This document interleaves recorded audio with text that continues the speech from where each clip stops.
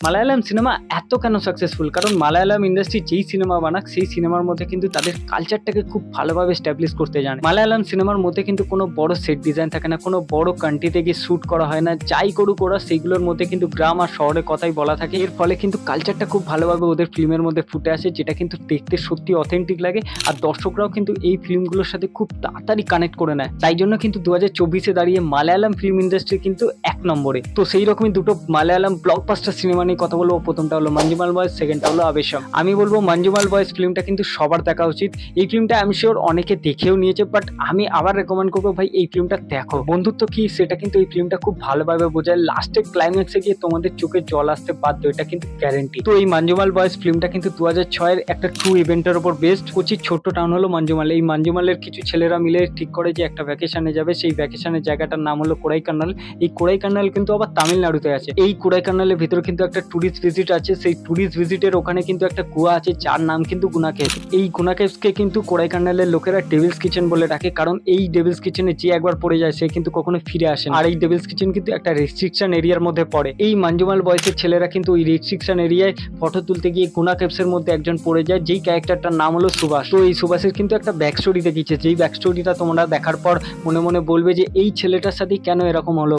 এইবার এই সুভাষকে Devil's kitchen থেকে কি করে বের করে আনবে সেটা নিয়ে কিন্তু পুরো গল্পটা তৈরি করা হয়েছে। দেখো এই ফিল্মের সবচেয়ে বড় হাইলাইট পয়েন্ট হলো এই ফিল্মের টেনশনটা। ভাই টেনশনটাকে যেভাবে ফিল করেছে না ডাইরেক্টর চিন্তাবারাম, সেটা সত্যি অসাধারণ। মানে তোমরা যখন ফিল্মটা দেখবে, গুহায় যখন পড়ে যাবে, যে টেনশনটা তোমরা ফিল করবে না, সেটাই হলো কিন্তু এই ডাইরেক্টরের সবচেয়ে বড় পাওনা। এই ফিল্মের প্রিন্সিপটাকে যেভাবে দেখেছে সেটা সত্যি সবার শেখা উচিত ভাই। শুধু সিগারেট খেলাম, বিয়ার খেলাম, তাতেই কিন্তু বন্ধুত্ব হয়ে যায় না। বন্ধুত্বটাকে কিন্তু পালনও করতে হয়। দেখো এই ফিল্মের পারফরমেন্স নিয়ে কিন্তু কথা বলার কোনো জায়গায় নেই, কারণ যারা 1 মিনিটের রোল করেছে তাদের পারফরমেন্সও কিন্তু টপ নচ হয়েছে। মানে সবার পারফরমেন্স কিন্তু এক ঘর। আমার কিন্তু স্পেশালি যাদের পারফরমেন্স এই ফিল্মের মধ্যে ভালো লেগেছে সেটা হলো Subir Sahir and Srinath Basir performance কিন্তু টপ নচ লেগেছে, কারণ এরা কিছু কিছু সিনে এমন অ্যাক্টিং করেছে না, সেটা সত্যি দেখার মতো ভাই। এরা কিন্তু মালায়ালাম ফিল্ম ইন্ডাস্ট্রির সবচেয়ে ভালো মুখ, কিন্তু মানে বড় বড় অ্যাক্টার, এমন না যে এরা সাইড অ্যাক্টার ছিল তাদেরকে নিয়ে ফিল্ম করা হয়েছে, এটা কিন্তু একদমই না। এরা কিন্তু পরিচিত মুখ মালায়ালাম ফিল্ম ইন্ডাস্ট্রির জন্য।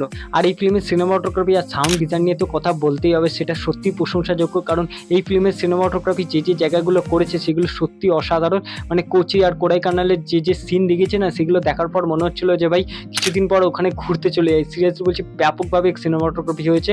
এছাড়া কিন্তু সাউন্ড ডিজাইনও খুবই ভালো হয়েছে। একটা কিন্তু পুকুরের সিন আছে, সেখানে একটা কাট লাগানো হয়েছে, তার সাথে যে সাউন্ডটাকে অ্যাড করা হয়েছে সেটা জাস্ট তোমরা দেখবে ভাই, সেটা অসাধারণ। তো ওভারঅল কিন্তু মঞ্জুমাল বয়েজ ফিল্মটা একটা দারুণ ফিল্ম হয়েছে, তোমাদের সবার দেখা উচিত। এটা কিন্তু মিস করার মতো ফিল্ম একদমই নয়। দ্বিতীয় যে ফিল্মটা নিয়ে কথা বলবো সেটা হলো আবেশম। এটাও কিন্তু একটা মালায়ালাম ফিল্ম। এই ফিল্মটা যারা ফাফার ফ্যান অর্থাৎ ফারাদ ফাসিলের যারা ফ্যান, তারা কিন্তু এই ফিল্মটা আলাদাভাবেই মজা পাবে। এই ফিল্মটা দেখার পর কিন্তু ফারাদ ফাসিলের যারা ফ্যান নয়, তারাও কিন্তু ফারাদ ফাসিলের অ্যাক্টিং, কমেডি, অ্যাকশন দেখে কিন্তু তার ফ্যান হয়ে যাবে, এটা কিন্তু গ্যারেন্টি। তো গল্প শুরু হচ্ছে মালায়ালি থেকে 3টে ছেলে ইঞ্জিনিয়ারিং করতে আসে ব্যাঙ্গালোরে, এবং ব্যাঙ্গালোরে এসে যেই কলেজে পড়বে সেই কলেজের সিনিয়রদের সাথে কিন্তু তাদের ঝামেলা হয়ে যায়। তারপর এই 3টে ছেলে বদলা নেওয়ার জন্য কিন্তু একটা গ্যাংস্টারের সাথে বন্ধুত্ব করে। তারপর কি হয় ফিল্মটার মধ্যে সেটা কিন্তু দেখতে গেলে তোমাদের পুরো ফিল্মটা দেখতে হবে। আর এই গ্যাংস্টারের রোলটা কিন্তু প্লে করছে ফারাদ ফাসিল। ফিল্মের সবচেয়ে বড় হাইলাইট হলো ফারাদ ফাসিল। মানে এই ফিল্মটায় যদি তাকে না নেওয়া হতো তাহলে আদৌ এই ফিল্মটা কি একটা বড় ব্লকবাস্টার ফিল্ম হতো? কারণ এই ক্যারেক্টারটার মধ্যে কিন্তু অনেক কিছু আছে, সোয়াগ আছে, সাইকো আছে, কমেডি আছে, ইভেন অ্যাকশনও করছে। সবকিছু কম্বিনেশন কিন্তু এই ক্যারেক্টারটার মধ্যে আছে। ফাফা যেভাবে এই ক্যারেক্টারটাকে পারফর্ম করেছে না, সেটা দেখার মতো ভাই। এটা কিন্তু সত্যি একটা ফাফার কেরিয়ারের আইকনিক ক্যারেক্টার হয়ে গেছে। দেখো ফিল্মের স্টোরি কিন্তু খুব একটা এক্সট্রাঅর্ডিনারি নয়, কিন্তু ফারাদ ফাসিল সেটা সোয়াগ দিয়ে বার করে দিয়েছে জাস্ট ফিল্মটাকে। বাকিটা যারা ছিল তাদেরও কিন্তু পারফরমেন্স সত্যি খুবই ভালো। মিউজিক কিন্তু এই ফিল্মের ব্যাপক। কিছু কিছু অ্যাকশন সিন আছে যেখানে মিউজিকটাকে যেভাবে ইউজ করেছে না, সেটা সত্যি দেখার মতো। এছাড়া কিন্তু ইলুমিনাটি যে গানটা আছে সেটাও দারুণ। এছাড়া কিছু কিছু অ্যাকশন সিন আছে যেখানে স্লো মোশন গুলো ইউজ করেছে, সেটাও কিন্তু হেভি, দেখে মজা পেয়ে যাবার মতো কিন্তু অ্যাকশন সিন আছে। আর অ্যাকশনও কিন্তু ফাফা নিজেই করেছে, কোনো বডি ডবল দিয়ে কিন্তু সে করেনি। সে কিন্তু অ্যাকশন শিখেছে, প্রপার অ্যাকশন শিখেছে, তারপর কিন্তু এই ফিল্মে শুট করেছে। দেখো এই ফিল্মের নেগেটিভ আমার যেটা মনে হচ্ছে সেটা হলো এই ফিল্মের রাইটিংটা কিন্তু আরো স্ট্রং হতে পারতো। সেকেন্ড হাফে গিয়ে কিন্তু অনেক জায়গায় এই ফিল্মটা ল্যাক করে। ফার্স্ট হাফটা কিন্তু খুব এঙ্গেজিং, খুব ভালো দেখতে লাগে, বাট সেকেন্ড হাফে কোথাও গিয়ে একটু ল্যাক করে। ক্লাইম্যাক্সে গিয়ে কিন্তু আবার ফিল্মটা ঠিকঠাক হয়ে যায়, বাট সেকেন্ড হাফে কোথাও গিয়ে একটু ল্যাক করে। ফিল্মের এন্ডিংটাও কিন্তু কোথাও গিয়ে আমার খুব একটা পছন্দ হয়নি। ফিল্মের এন্ডিংটা কিন্তু আরো বেটার করা যেতে পারতো। তো এটাই ছিল আমার মঞ্জুমাল বয়েজ আর আবেশম মুভি রিভিউ। তোমাদের কেমন লেগেছে অবশ্যই কমেন্ট সেকশনে জানাতে পারো। তোমরা যদি এই ফিল্মটা দেখে থাকো অবশ্যই কমেন্ট সেকশনে জানাও যে তোমাদের কেমন লেগেছে। আর এই ভিডিওটি যদি তোমাদের ভালো লেগে থাকে তো লাইক করে দিও। দেখা হচ্ছে পরের ভিডিও। টাটা।